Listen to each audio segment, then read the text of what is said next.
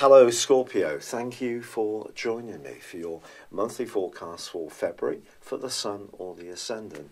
I'd be really obliged if you've yet to subscribe to my channel. If you do, I tend to be a bit backwards in coming forwards in this regard.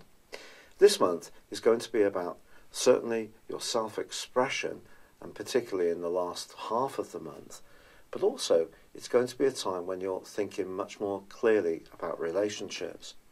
The story begins when your two ruling planets are actually in conflict in the first week of February. This could see you being a bit on edge, and it's going to be important for us all not to jump to conclusions, because Neptune and Jupiter are actually in a sharp right angle, and it's probably not the best time for you personally to be splashing out on things that aren't absolutely essential when it comes to your resources. Jupiter is going to bring you some wonderful rewards through 2019 through to the 2nd of December. But it's also going to be important to hold on to what you gain. It's a kind of four of coins type of situation. Good things can come in, but don't be too quick to splash out. And with Neptune there, making you quite attuned in a sensitive way to your hopes and wishes and dreams, you could spend money on something or someone when it's not the right timing, certainly in that first week. But if something does frustrate you, it could impact on your nervous system a little bit.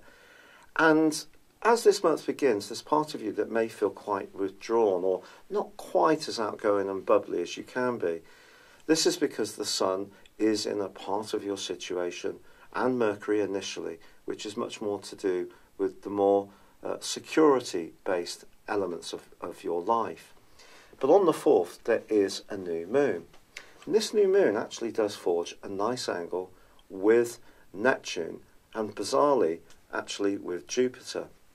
And so the following month can be a time when something good can happen linked to your home or your family or your sense of provision about what makes your life go round. Now, for example, if you're in a family situation, there could be a new addition announced which delights you. Then again, if you work from home, you can be very shrewd in making those moves and be optimistic and positive in a way that sometimes your sense of caution can pulverise your passion. But I don't think it's going to do that from the 4th. Might do it a little bit in the first week of this month, but from the 4th onwards, for 4 weeks into the early part of March, you can really start to sparkle. However, there is going to be a change also on the 4th when Venus moves into the sign of Capricorn. For you, this is going to give your personal communication an extra elegance in the following 28 days. Even if you can be a bit more to the point than some zodiac signs, there are going to be some situations when you realise that just a lighter touch, the kind of velvet glove approach, even if there is something important with the iron fist that you want to say, you can use this transit of Venus to be that much more diplomatic. Now then, Mercury moves on the 10th into Pisces. Now this is something to really embrace for you. It's going to see you become more outward going, more sociable, and also if you have felt a little like some parts of your situation have been going around your mind, suddenly you can feel a lot less introverted, a lot less anxious, and just be joining in with others.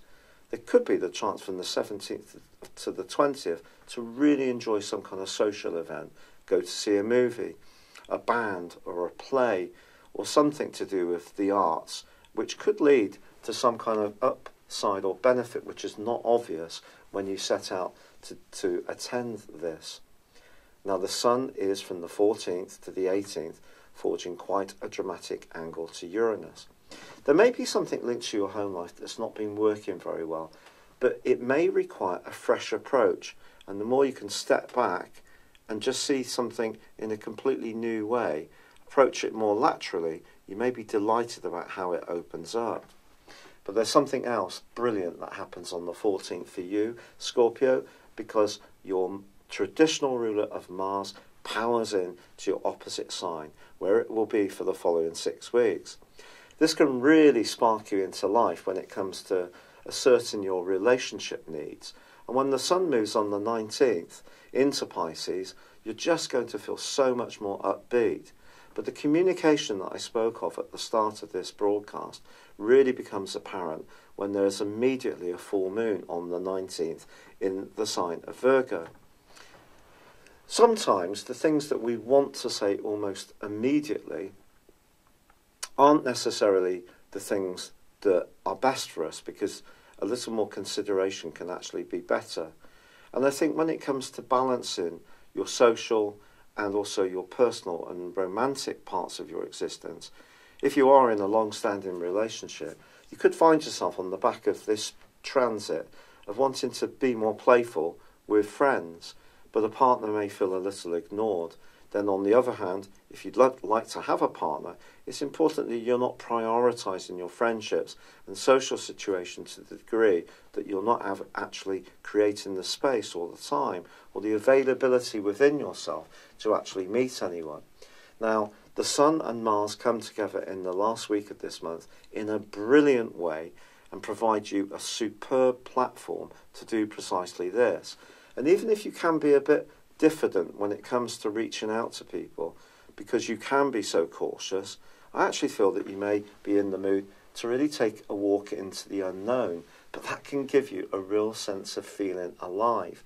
You are a fixed sign, so when you have particular patterns that you feel comfortable with, you don't easily let go of them. But I think you're being asked to be a little more courageous in your approach to relating and socialising in general. But it just as important as this month comes to a close that you choose your companions and your time management with a degree of care. But it really is a very positive last half of February for you. It's been a real pleasure being with you. I'd love it if you would like or comment on this video, or if you've yet to order your 12-month personal horoscope forecast for 2019, remember I will produce this for 12 full months into the early part of 2020. And if you buy a character analysis as well, please see the link beneath this video. You can get a 30% discount. But for now, thank you for joining me. Good luck and goodbye. Hello, thank you so much for watching my video. I'd love you to join me at my Horoscope Ace app. You can find this at www.horoscope-ace.com. You can use it through Android, iOS, Apple or Facebook. Check out your ascendant or your moon sign or download your free birth chart. There's all your favourite videos, plus there are daily, weekly, monthly and yearly horoscopes for general, love, Chinese and Indian astrology. If your passion is tarot, there's my brilliant 3-card money or love tarot readings too. And it's all there at www.horoscope-ace.com. Thank you.